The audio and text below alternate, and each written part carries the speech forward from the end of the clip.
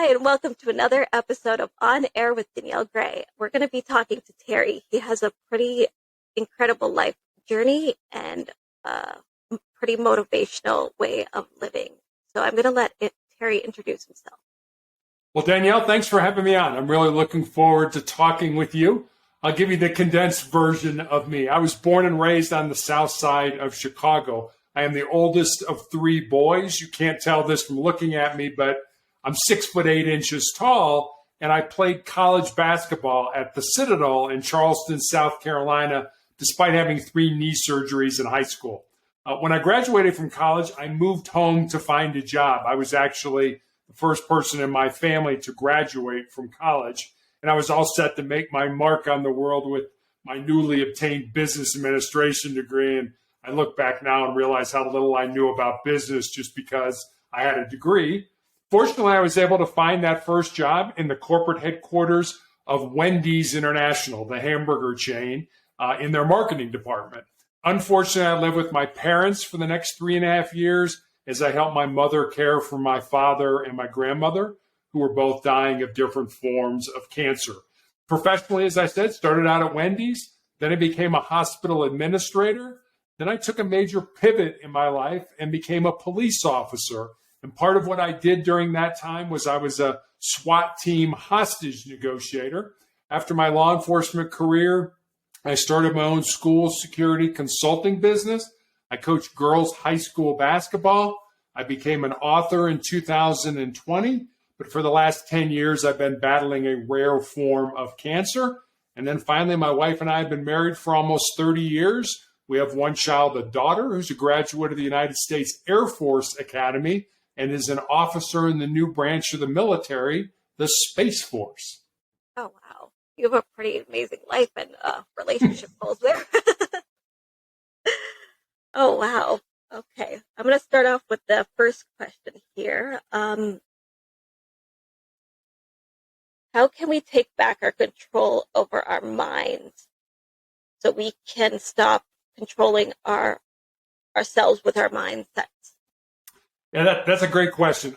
I always tell people, be very careful how you talk to yourself. And we all have self-talk. We all talk to ourselves. But I'll just use a basketball example since it's what I know. The same part of your brain that lights up when you shoot, when you practice shooting a basketball, is the same part of your brain that lights up when you think about shooting a basketball. So if you correlate that to what you're saying to yourself, for example, if you walk around, if you're in school and you're like, I'm really bad at algebra, I'm terrible at algebra, I'm never going to be any good at algebra. Eventually, you're going to hardwire your brain to the point where you are going to be bad at algebra. You're not going to be able to do it. So be very careful what you say to yourself and how you do that.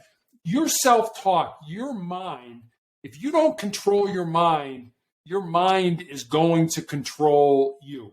So the first thing you need to do is understand that we're all going to have negative thoughts. We're human beings. That's part of life.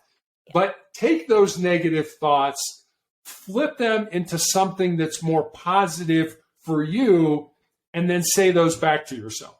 The other thing I would suggest people do is spend 5 minutes every day just being alone with yourself.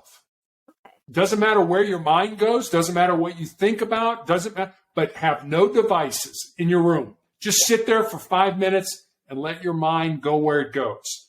Because if you can get to the point where you're comfortable with you, I'll give you a story. There's a book called Do Hard Things. It's by a man by the name of Steve Magnus.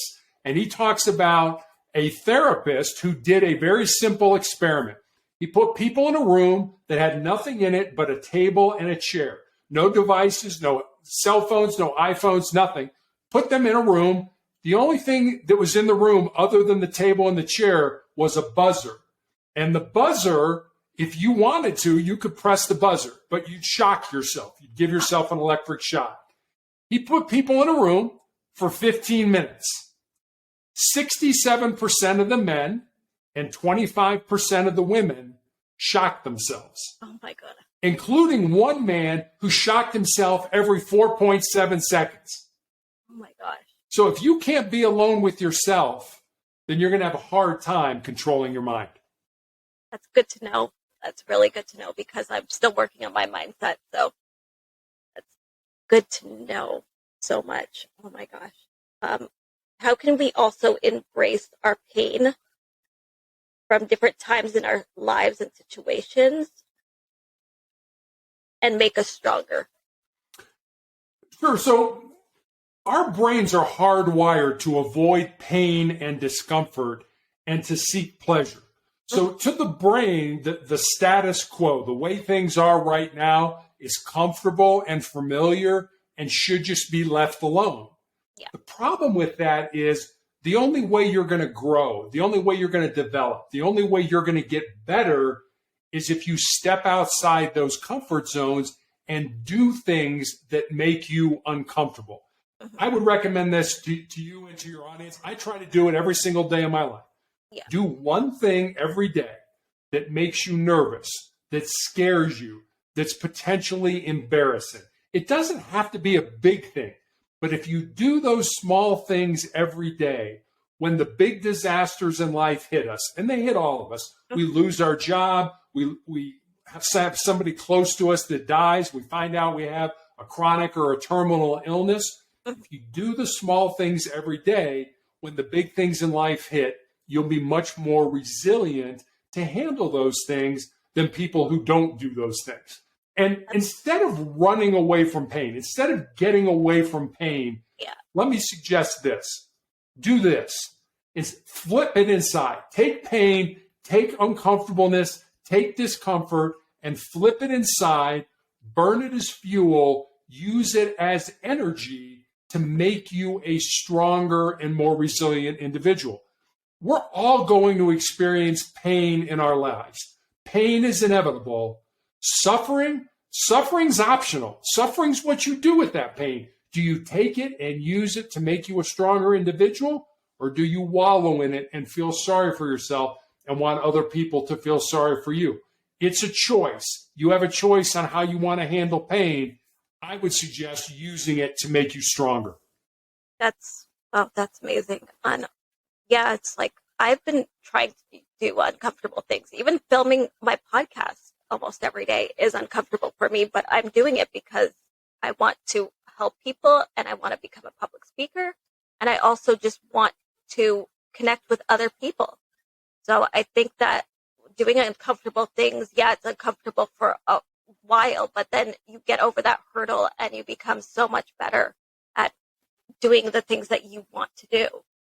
You do. I remember when I did my first podcast, somebody had reached out to me and said, would you be a guest on my podcast?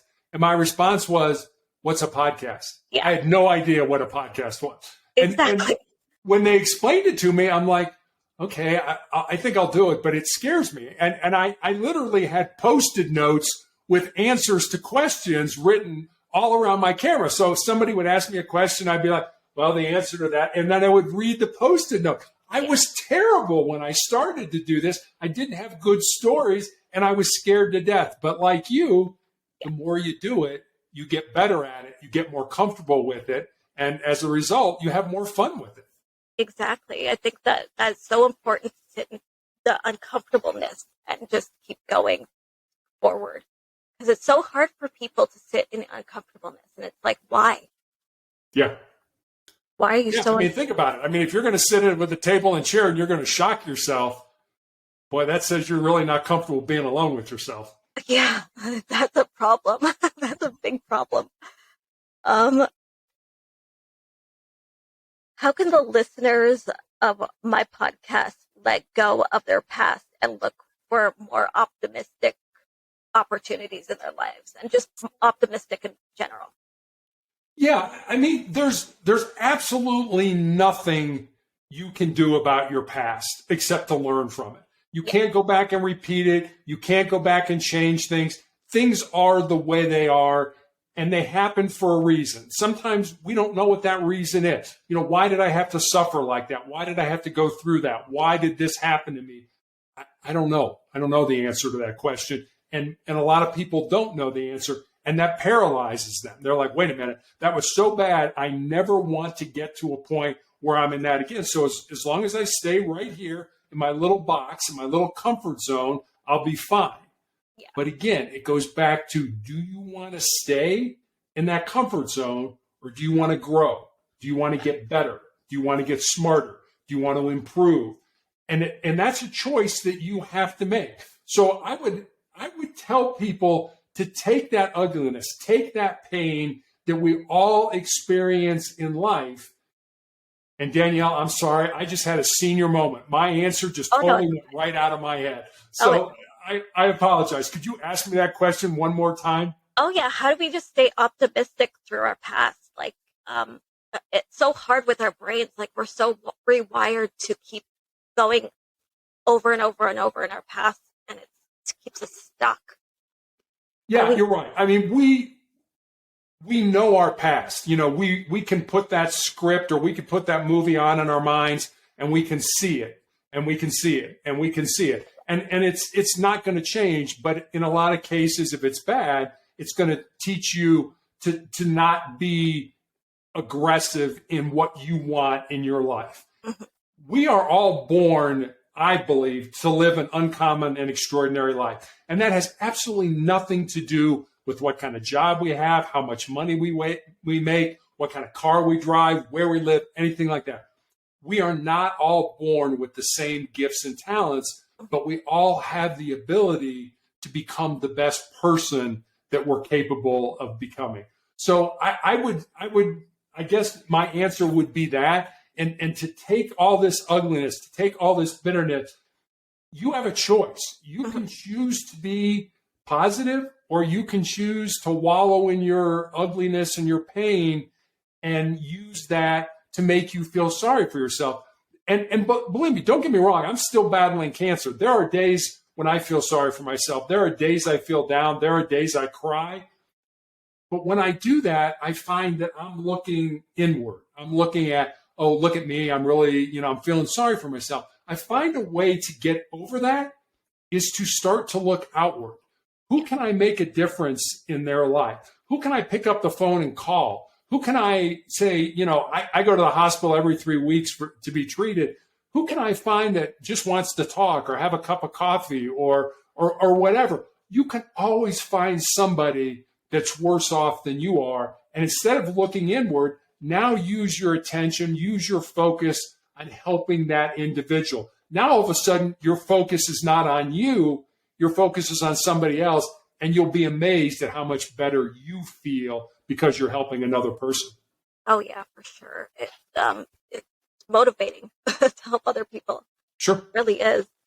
What was the other question I was going to ask? We are currently living in a world where a lot of distressing things are happening. How can we kind of move through that and move forward and keep being optimistic about the future?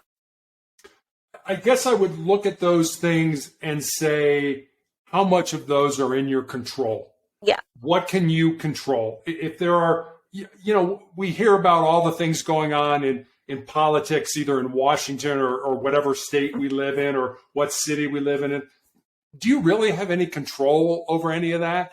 No, you really don't. And the bottom line is, where do you put your focus? Do you put your focus every day on getting better? And again, going back to doing one thing every day that makes you uncomfortable, that's going to get you better. But if you also, it's kind of like, how do you eat the elephant? Yeah. One bite at a time. If you look at the elephant and say, oh my God, I've got to eat that elephant, there's no way, it's too big. But if you break it down to, I can eat that elephant one bite at a time. For example, if somebody wants to be a better salesperson, well, that's a pretty lofty goal. That's a pretty large goal. But what if you said to yourself, I'm going to get 1% better every day at being a salesperson. So today I got 1% better. Tomorrow I'm 2% better. So at the end of a month, you're 30% better than when you started. At the end of a quarter, you're almost 100%. You're 90% better than when you started. And it's much easier to do that, to try to get better, 1% better every day, than it is to say, I want to get better at sales. That's such a huge goal that you need to break it down into bite size, into manageable. Again, going back to how do you eat the elephant, one bite at a time, one bite-sized piece at a time, and you can eat the elephant. But you can't do that if you're looking at this huge, monstrous goal in front of you, and there's absolutely no way you're going to be able to accomplish. You don't know where to start. But the other thing I would suggest is you can read all the self-help books. You can read all the I'm going to get better at sales books. You can read all those kind of things. But at the end of the day, you've got to start. You've got to say, okay, you know what? Read all these books. They're great. But books are great, and I read constantly. But at some point in time, you've got to act.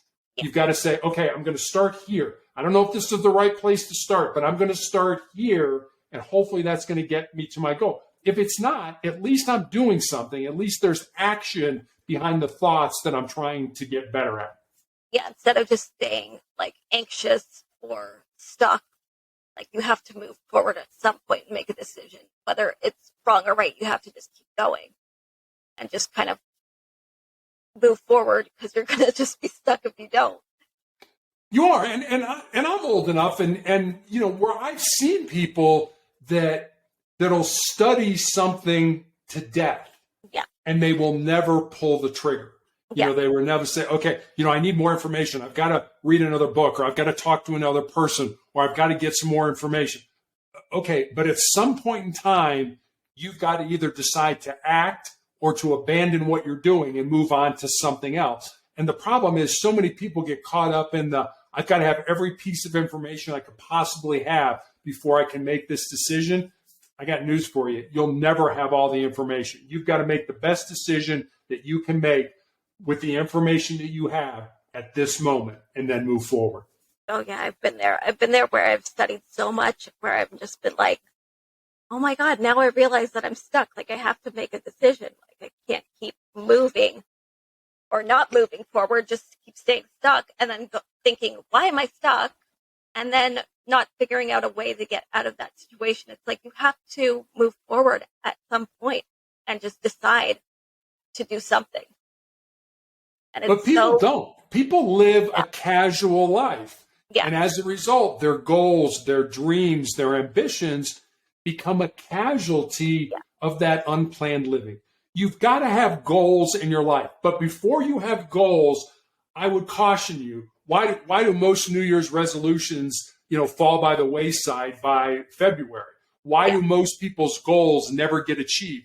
I believe it's because they don't tie them to their values. If you don't know what your values are, if you don't know what you're willing to die for, if you don't know what you're willing to give your life's work for, with the understanding that you still may not be successful, you don't know your values. So figure out your values first, and then tie your goals, tie your ambitions to those values. You have a much better chance of succeeding in that case. Oh, yeah, for sure. Yeah, I think that's why so many people are so bad with resolutions, because we're so comfortable with being stuck. And then we wonder why we're stuck. Yeah. It's an ongoing, like, infinity kind of like transition of just going in a circle.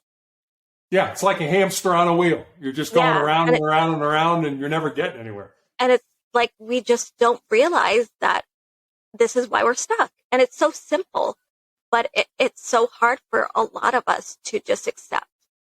It's scary. Yeah. It's easy to be comfortable. If you're comfortable, things are good. It's not scary. But to improve, to want to get better, to want to chase your dreams, that's scary, because you don't know what's on the other side of those dreams. Yeah, exactly. Now, what else was I going to ask you? How can we feel like we're in a situation where we feel like we want to quit, but how do we still keep going? Again, I think you have to control your mind. Your mind dictates everything you are. We all become what we think. So if you can see something in your mind's eye, if you can see yourself going to medical school, if you can see yourself driving a truck, if you can, whatever it is, if you can see it in your mind's eye, then it's a possibility that it can happen. If Yeah. you can't see it, if there's no way you can see yourself doing that, there's no way you're ever going to accomplish that. So you've got to understand what your goals are. You've got to understand what you want, and you've got to see that in your mind's eye. If you can do that, then you can become anything you want. But again, it goes back to controlling your mind. There was a basketball coach at Indiana University when I was growing up by the name of Bobby Knight. And Bobby Knight had some of the greatest college basketball teams of all time. And Knight had a saying that went like this: mental is to physical as 4 is to 1. So here's this great coach teaching elite athletes to use their bodies to be great basketball players on the court. But what he was really saying with that quote is that your mind or your mindset is 4 times more important than anything your physical body is going to do. I had a nurse recently ask me what it was like to have my foot amputated, which I had in 2018. And then I had my leg amputated during the COVID pandemic. And I told her it hasn't been easy. I'm still learning how to walk again. I'm still pretty much in a wheelchair. Yeah. But what I told her is that cancer can take all my physical faculties, but cancer can't touch my mind, it can't touch my heart, and it can't touch my soul. And that's who I am. That's who you are, Danielle. That's who everybody who's listening to us is: our heart, our mind, and our soul. I'm not telling you not to spend time on your physical appearance or what you're wearing or how your hair looks or going to the gym. You should do those things, but spend more time on who you really are. Spend more time on developing your heart, your mind, and your soul. Yeah, I think I heard a public speaker, I'm not too sure what his name is, but he said 95% of your success is your mindset, and then the rest is just the physical work. Yeah. So yeah, that's for sure. I feel so sorry about your leg and your foot, but man, you are incredible. Thank you. Just to keep going and to motivate other people to be so mindful of themselves and create a better mindset, because no matter what we're going through, our mindset should just be the most positive thing that we can possibly keep control over. Even though we do have negative thoughts, those are okay. They are. Yeah, and it's okay.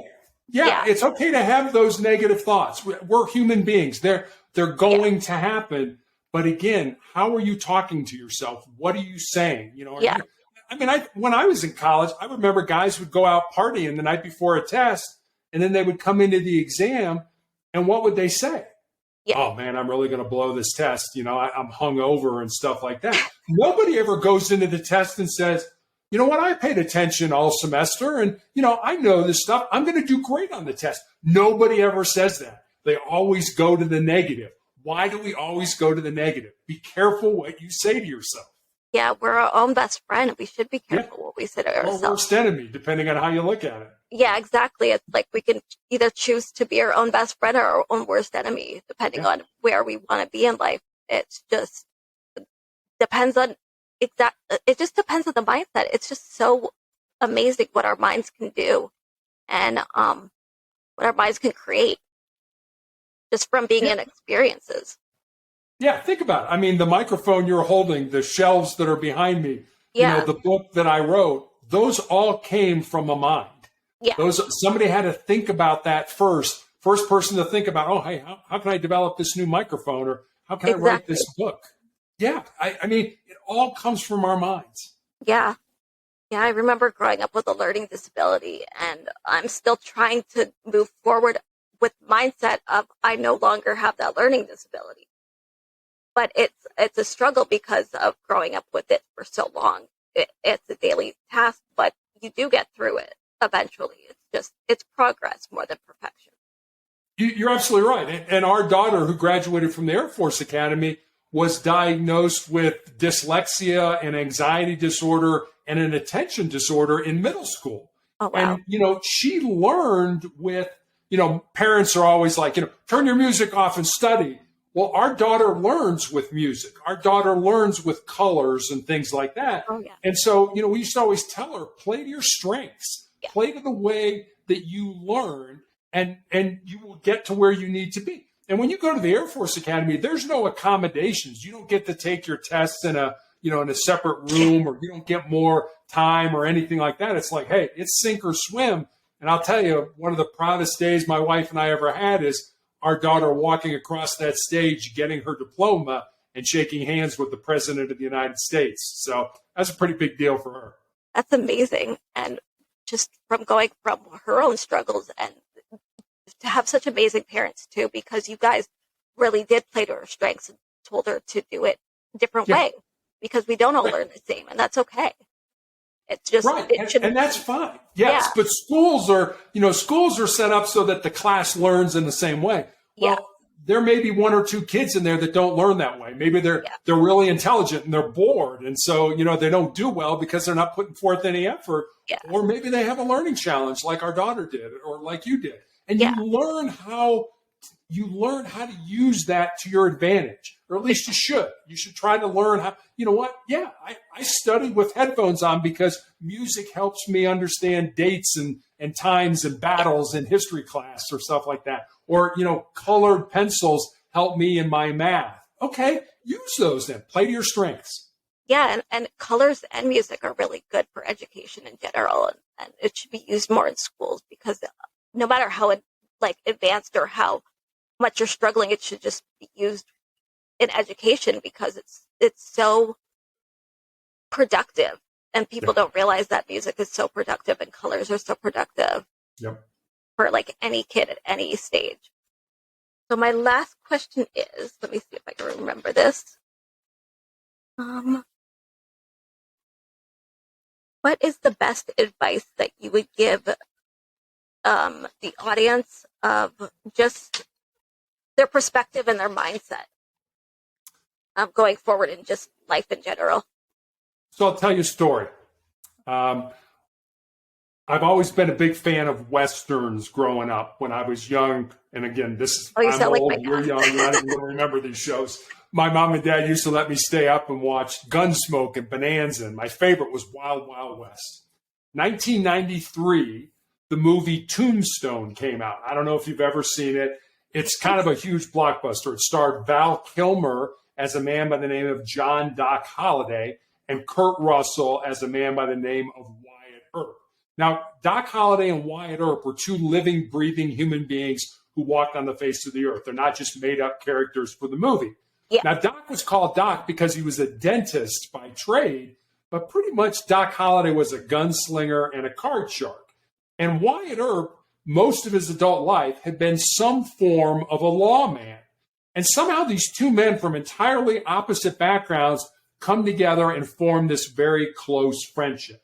And at the end of the movie, Doc Holliday is dying of tuberculosis at a sanitarium in Glenwood Springs, Colorado, which is about 3 hours from where I live. The real Doc Holliday died at that sanitarium, and he's buried in the Glenwood Springs Cemetery. And Wyatt, at this point in his life, is destitute. He has no money, he has no job, he has no prospects for a job. So every day he comes to play cards with Doc, and the two men pass the time that way. And in this almost last scene in the movie, they're talking about what they want out of life. And Doc says, when I was younger, I was in love with my cousin, but she joined a convent over the affair. But she's all that I ever wanted. And then he looks at Wyatt and he says, what about you, Wyatt? What do you want? And Wyatt kind of nonchalantly says, I just want to lead a normal life. And Doc looks at him and says, there's no normal, there's just life. And get on with living yours. Danielle, you and I probably know people. There's probably people out there listening to us that are saying, you know what, I'm just kind of sitting back, and when this happens, I'll have a normal life. Or when this arises, I'll have a successful life. Or when that occurs, I'll have a significant life. What I'd like to leave your audience with is this. Don't wait. Don't wait for life to come to you. Get out there, find the reason you were put on the face of this earth, use your unique gifts and talents, and live that reason. Because if you do, at the end of your life, I'm going to promise you two things. Number one, you're going to be a whole lot happier. And number two, you're going to have a whole lot more peace in your heart. Oh, well, thank you for leaving that with my audience. And, oh, wow, that really resonated with me too. So thank you for that. You're welcome. Thank you so much, Terry, for just your amazing story and that amazing movie and everything that you left us with the audience and with myself. I've learned so much from you just from interviewing you and getting to know you. And I'm thankful for you just being on my podcast. And well, thank you very much for having me on. I always say it's nice people like you that allow me to come on and have a conversation with them. And if that conversation makes a positive difference in one other life, then today's been a good day. Oh, yeah, today's been a really good day. I've learned so much from you. I think that everybody should be checking out your book. And I'm going to leave that in the show notes so people can find it, the links to everything so they can find your book and get in touch with you and hopefully learn a lot more about having to learn how to just get through life and be a little bit more optimistic and live a really good life, but not putting that much pressure on themselves to live a crazy, extravagant life. Because I think that we as people think that we're supposed to live this adventure, but the adventure is happening while we're living it. And we don't realize that. So thank you so much. And for everybody watching, thank you. And for anybody listening, thank you for listening to my podcast. Thank you for being a part of On Air with Danielle Gray. This was Deep Dive Conversation with Terry. And don't forget to leave a rating and review wherever you listen to this podcast. And thank you again. And we will be here back again on another Thursday for a new episode. So thank you, everybody, for taking the time to rate and review this podcast wherever you get your podcasts. And goodbye for now.